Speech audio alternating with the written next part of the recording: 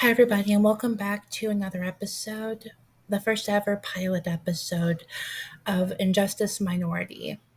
Now, before I get into this episode and my thoughts of everything that's going on in this world today, I wanted to I wanted to share with my audience why I chose the title the way I did. Now, I'm sure the public is well aware of the term minority. It is a cultural ethnicity and racial distinct groups. In other words, if you for a racist to say or use the N word or um, for a cop to arrest you when there's no just cause for a crime, being um,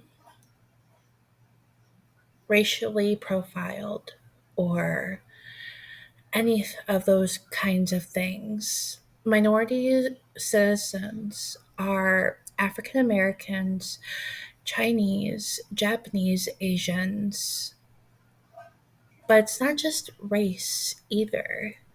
It can also be anyone that does not conform to another societal's beliefs. If someone, the one thing that I can give an example on to explain my take on minority, and this is just I think is a great example. Jon Snow from Game of Thrones, when he became a knight of the Night's Watch and he fell in love with Ingray, he still considered himself a member of the Watch, even whenever he with her.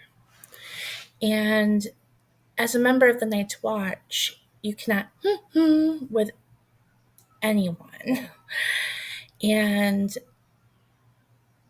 but because of his beliefs and how he valued the Night's Watch, no matter what happened, no matter where he ended up in life, he still remembered those values. And nobody could change his mind about them. That comes from honor, I think. And those beliefs just stayed with him. So to me, it's not just a racial thing with minorities. It's not refusing, not refusing to conform to societal's beliefs or no matter if it's toxic, if you see something that's not right and you voice it, then automatically members of society will put you in the minorities because you will not conform to their beliefs. And that is why I chose the podcast title Injustice Minority, because everyone underestimates the minority class. Now, minorities to me, especially living in Cleveland, would be homeless people, would be, um, of course, the sad minorities of African Americans. And that's really sad because I I mixed myself and I have been I've gone through it all. I have. But not as much as somebody else might have. Everybody has a story. And whether we judge it or not, then that's upon us to determine what we think.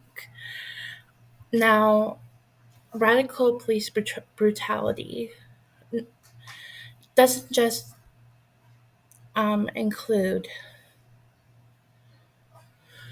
does not just include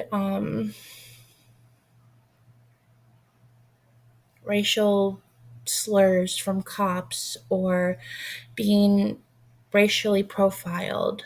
It also has to do with cops brutalizing any kind of man or woman.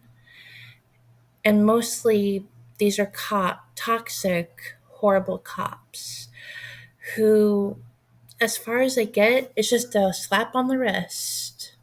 That's all. that they get. Most of them lose their jobs. Some of them don't even lose their jobs. And I cannot believe that anybody could do that to anyone. But I've seen a lot of wickedness in this world. And I want to talk about that with everybody. It is never okay for a cop to racially profile you. It is never okay to adjust to that kind of mistreatment. Some people are just wicked, and there's no other way to put it. And to know that it's just getting worse instead of better.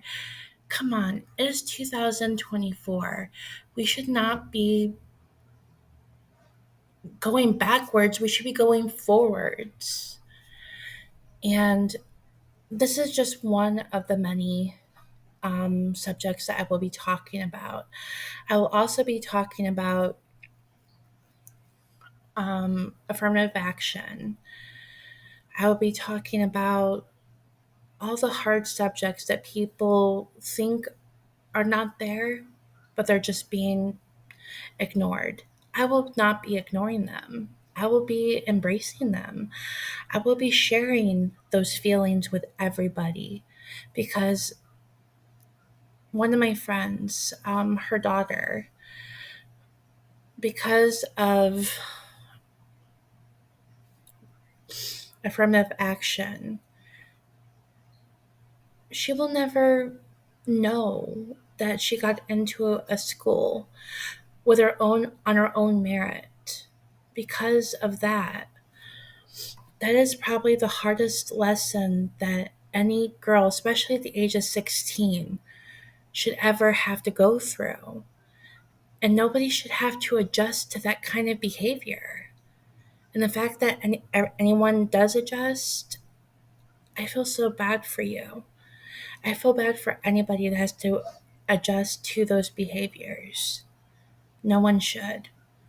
But a lot of people are afraid to speak up. I'm that voice for those who are afraid.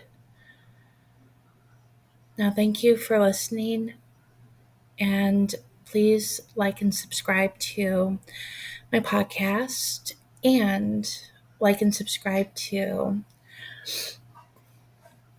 OCD Queen Rights. This is Louise Blake. Michael, signing off.